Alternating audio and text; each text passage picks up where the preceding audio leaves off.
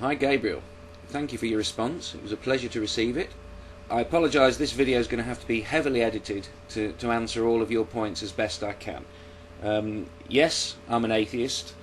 You say you agree with me 15%. That's quite high coming from a Muslim, so I appreciate that. And I'd point out right at the outset that the guitar thing was a joke. I mean, it should have been absolutely obvious. The only other person who took it half seriously was another Muslim. I think there's something to be learned there, but I'll leave you to try and figure out what that is. You say there is only one medical miracle in the Qur'an, and that is the miracle of honey, because honey has benefits.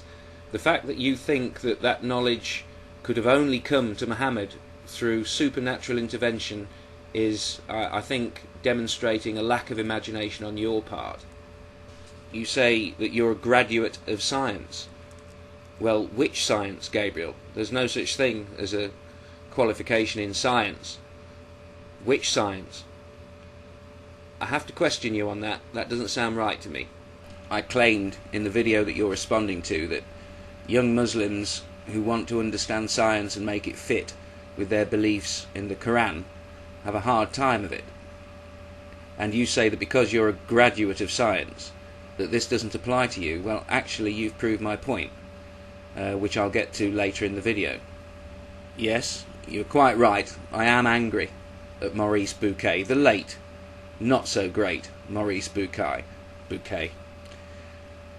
Anyone who's not angry at a man who can take money for corrupting young minds,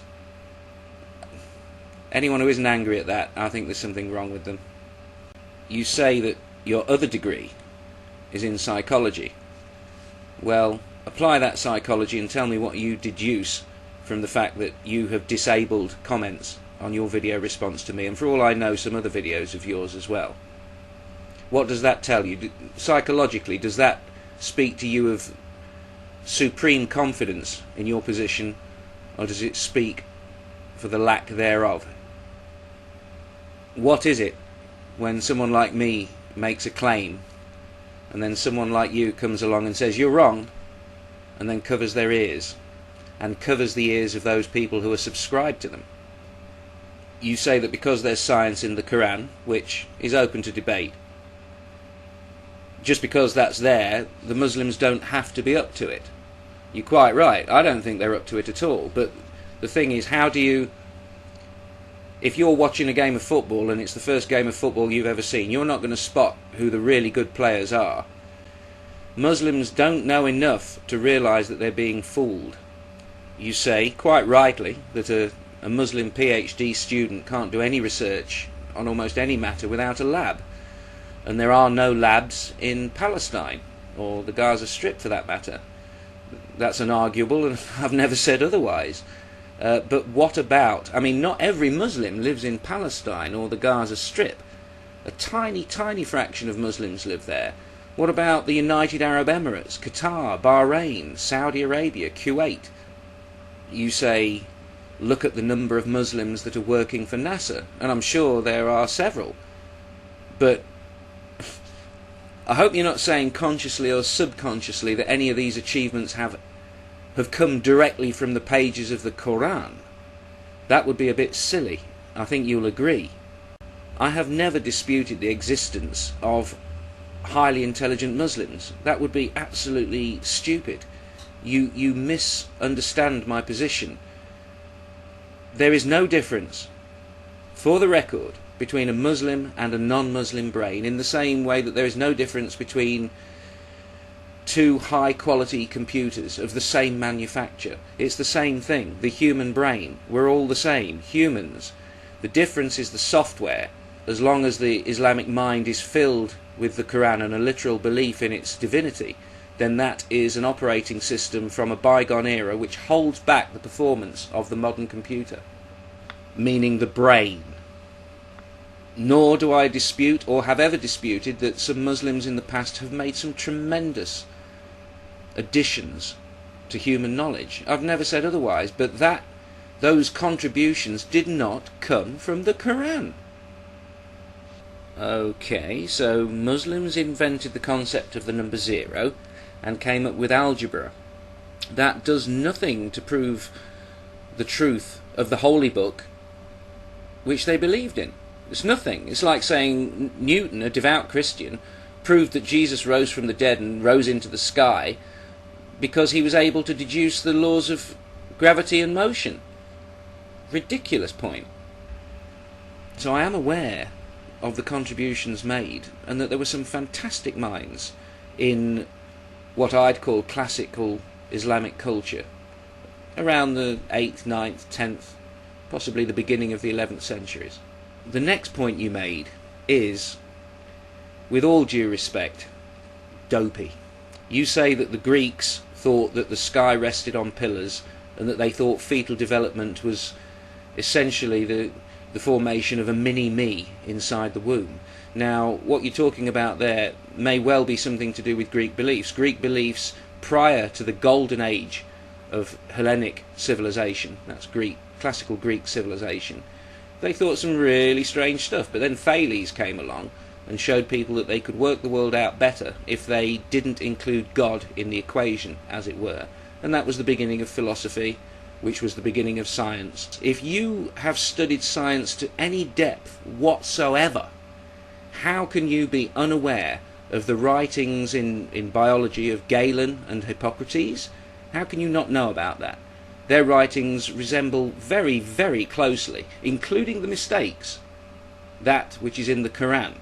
The Qur'an clearly copied their stuff without questioning it. They got the good bits, they copied them, but they didn't know they were copying the bad bits as well, and they were. Also, how can you be unaware of Eratosthenes, the man who proved that the world was a sphere and calculated its diameter really very accurately, to within a couple of percent? How can you not know about that? That was one of the most stunning achievements of the human mind. He did it with sticks and shadows. Check him out, Eratosthenes. How can you not know about Aristarchus of Samos, who deduced that the sun was at the centre of the solar system? These are incredible achievements, and they all took place 700 or 800 years before the Qur'an was written, and you don't know about them. You think the Greeks are remembered for thinking the sky was on pillars. That is ignorance. That proves my point. I said the young Muslim mind was ignorant of the history of science, and you, I'm afraid, have just proved it, and it makes me question your honesty about your knowledge. I don't understand how you could be unaware of classical Greek culture and its achievements with regards to science, and to try and undermine it the way you did. That shows ignorance. As I said in my last video, confidence such as yours is often a sign of ignorance. You wouldn't make these claims if you knew how hollow they are. You've just made yourself look a fool to everyone who knows the history of science. You point people towards a website containing 1001 inventions by Muslims. What could a Christian do if that? I mean, how many inventions have come from Christian-based society? The claim is nonsense. And also, I would add, I think the site would actually be called 10 Great Inventions by Muslims if we only included those inventions made in the last 500 years, and we excluded those inventions made by Muslims who were educated in non-Islamic societies. You ask, what was the driving force behind these inventions that the Muslims made? That's easy. That's the Greek texts rescued from the Library of Alexandria before it was destroyed. You ask why these Islamic cultures were able to flourish. Well, that's because of the Greek texts, the firm foundation they provided, and also because Islam at the time was a society of free inquiry. As soon as the mullahs or imams or whatever they were started to object to some of the questions being asked by the Islamic scientists, as soon as they started to draw a line and say this far but no further, you're starting to ask questions which conflict with the teachings of Muhammad, that was the end of it. The question is not how did they flourish, the question is why did it end? As soon as scientists started talking about aerodynamics, that would be the end of it, because Allah is supposed to keep the birds up in the air, and those types of questions contradict the Qur'an, and that's when they will have been told to shut up. The understanding of forces, the questioning of forces, what they are, how they work, the rules that underline them, leave no room for Allah to pull the world's strings, and that, I'm afraid, is when the imams told them to shut their mouths. probably under penalty of death. So, on the subject of Maurice Bucaille again, you say that he didn't convert to Islam after seeing these miracles because Allah willed it that way, because he wouldn't have been taken seriously as a Muslim. I can assure you that anyone who actually has a firm grounding in the history of science wouldn't have taken Bucaille seriously with his reasoning, whether he was a Muslim, a non-Muslim, or whether he came down in a UFO. And finally, you ask people to be open-minded. That's hypocrisy if you don't accept this video response and enable comments on the response you made to me.